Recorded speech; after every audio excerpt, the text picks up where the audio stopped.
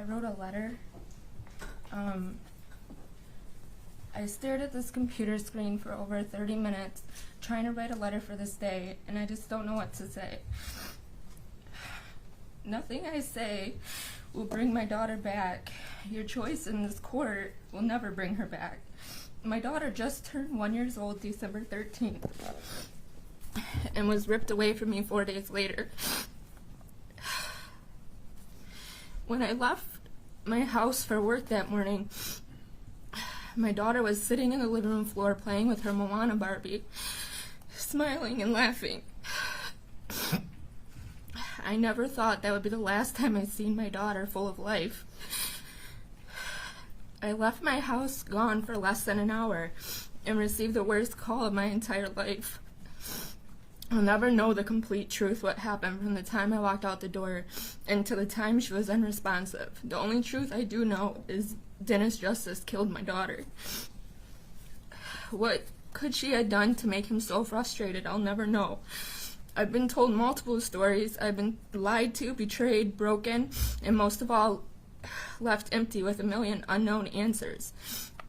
The day I went to the hospital with Layla, I was hoping and praying this was just a fall, or what we all thought, a seizure, because why would I think anything less than what Dennis told me that morning when I trusted him with my most precious gift? When the doctor came in Layla's room and told me she had suffered from a brain bleed that did not happen from her falling or hitting her head, they said this was baby shaken syndrome and that this was child abuse, I instantly felt empty. How could this happen to my baby? They continued to tell me Layla's corneas were detached from what they believed from being shook so viciously that Layla had been brain dead. I didn't want to believe it, and I still don't want to believe it. Following the medical team telling me this devastating news, 2 Detroit police officers stood in her hospital doorroom. As the nursing supervisor told me that I had to be removed from Children's Hospital due to my daughter's abuse for further investigation. I leaned onto my daughter's hospital bed and held my daughter as she lay there so lifeless on life support, screaming and crying, telling her how sorry I was this happened to her, begging them to not make me leave her alone, to die there alone without anyone. They continued to tell me how sorry they were as they pried my fingers off my daughter and forced me out of the room. All I kept thinking was I couldn't leave her, and I couldn't leave her again after what happened. I got to the lobby and my knees hit the floor. I laid on the ground crying and puking and screaming, God, why did this happen? Why did this happen to my baby? Right before the doctors told me this news and escorted me out of the building, about 45 minutes prior, Dennis came to the hospital to see Layla, stood in her room over her in the hospital bed as I stood on the other side of her, looked me dead in my face saying he didn't understand how this happened to her, lying to cover for his own fears of what the outcome would be. My daughter was hurt and brutally abused by a man who came to see her on her deathbed. The doctors received Layla at her worst. They ran several tests trying to figure out what was wrong with Layla, when the entire time Dennis knew exactly what was wrong with her. If he could have just spoke up right away when she first was unresponsive, the medical team could have at least tried to reverse the bleed, try to save Layla. If so, the doctors said Layla could have possibly had a mental delay or never walked or talked again, but she would have still been here with me on this earth. But it was too late, too far gone beyond repair. Dennis let my daughter suffer and die with no remorse for his actions. Dennis was notified by my sister Danielle Winfrey that the doctors were saying it was abuse and removed me from the hospital. Layla was going to be there left alone, and Dennis still yet to man up and just speak up the truth so I could be with her. He'd rather her die alone, a baby, a 1-year-old innocent baby left with no one, scared, alone, and lifeless, just to protect himself. Not only was my daughter left to die alone, my 11-year-old son, Caden, was taken from me. My son was placed in what they seemed to think was the safest, foster care. My son resided with my aunt and uncle and was not allowed around his own mother alone until this was all sorted out. My son was not only confused and hurt to understand what was happening to his little sister, or to even know he would never see her again, but was put through complete hell. No 11-year-old boy should have to go through what my son did. My son is one of the most strongest kids I know.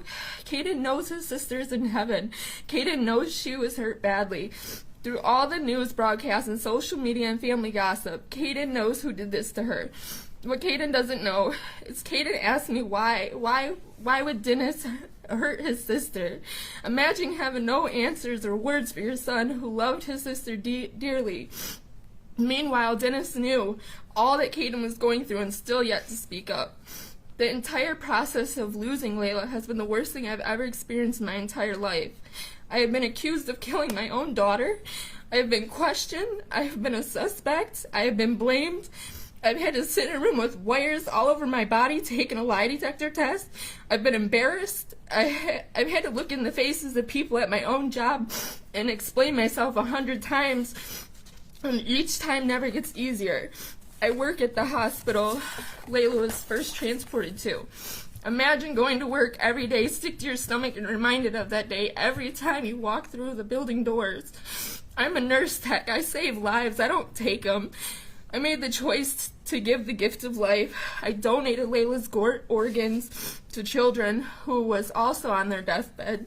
Layla is a hero, and although she's no longer physically here with me, Layla donated her heart and liver and is out there somewhere living on this earth. In my life, I have been heartbroken, I've been hurt, I've lost loved ones, I have felt pain, but I've never felt this pain. This pain is like no other.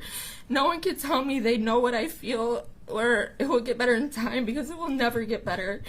The pain of losing your 1-year-old child is no pain I ever felt before. My daughter was my world, my every beginning and every end to each day, my best friend, my reason to keep going.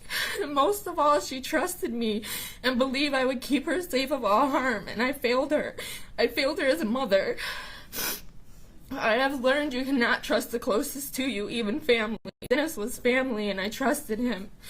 I will never be able to see what girl Layla would have grown to be. Layla just started walking. She was learning more words, eating table food. She loved Cheetos and cantaloupe. She loved Moana and Cocomelon, and she loved her cousin so much. I would never be able to spend another birthday, holiday, send her off to school, show her the fun of life, prom, shopping, college, none of it. Not only did he take Layla's life, but he took mine. I am reminded every single day that my daughter is gone, and I miss her so much. I can nearly look at photos of her without breaking down. I will never get her back. I am only left with memories.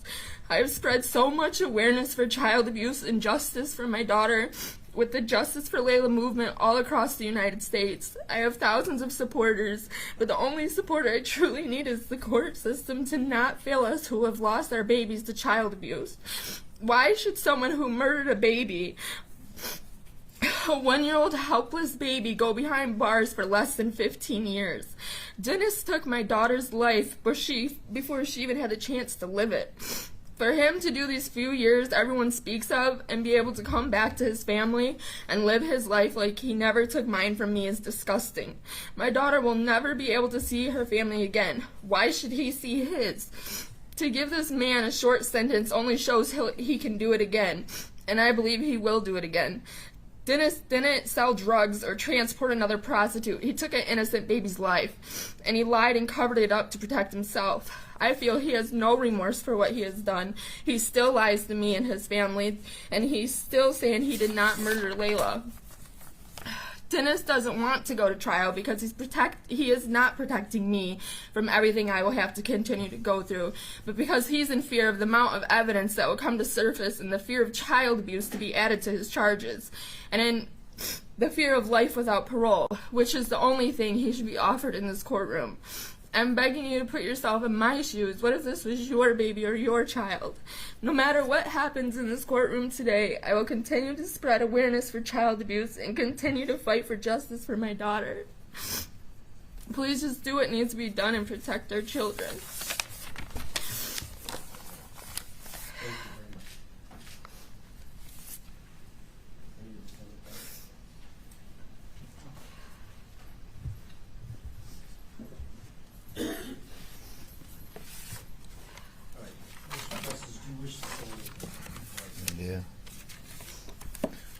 took care of several kids.